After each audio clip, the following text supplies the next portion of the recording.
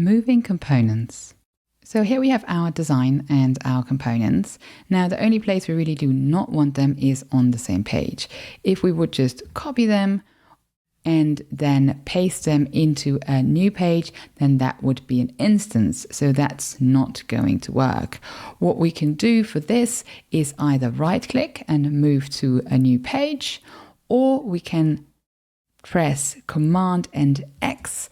This is going to cut the components, and then we can paste it onto the new page, and then this would keep our connection. So if we click here, you can see that we're landing at the page where our component is now living. Now, what happens if we want to place those components on an entirely different file and connect it back to our design? What we first need to do for this to work is jump to the Assets panel and save this file, even though this is your design file, as a library. So let's publish this. And the important part is that the components you're about to move are published.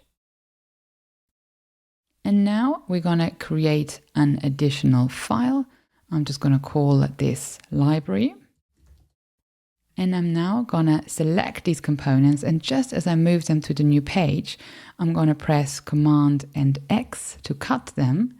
And I'm now going to jump to the library that I just created, and I'm going to paste them. And you can see there's a little alert because I called it library, but it's not a library yet because we need to publish it. So it says to move pasted components to this file, publish library update. So let's publish this. And you can see here is my button and my card. Move to this file, and you can even get some more information. Let's have a look what that says. The component will be moved. This file and instances will be connected to this file going forward. Great, that's all we want. We have a bit of warning here. When you both move and change a component, anyone who accepts the library update may lose override. So yeah, that's the big danger here. The overrides are not necessarily safe. Sometimes work, it sometimes doesn't. But still, we need to move them, so let's click Publish. Now as we jump back to our design file, let's go here to page 1. We can now see that we're also getting a little update to review here, and you can see that we moved these two components from this file. We want to update this, of course, and now let's see if we're lucky. We're lucky, and our overrides are still intact. So as mentioned, sometimes this might cause your overrides to go missing. Now we were lucky, everything worked. And if we jump over here to the main component, you can see that I'm jumping over to my new library file.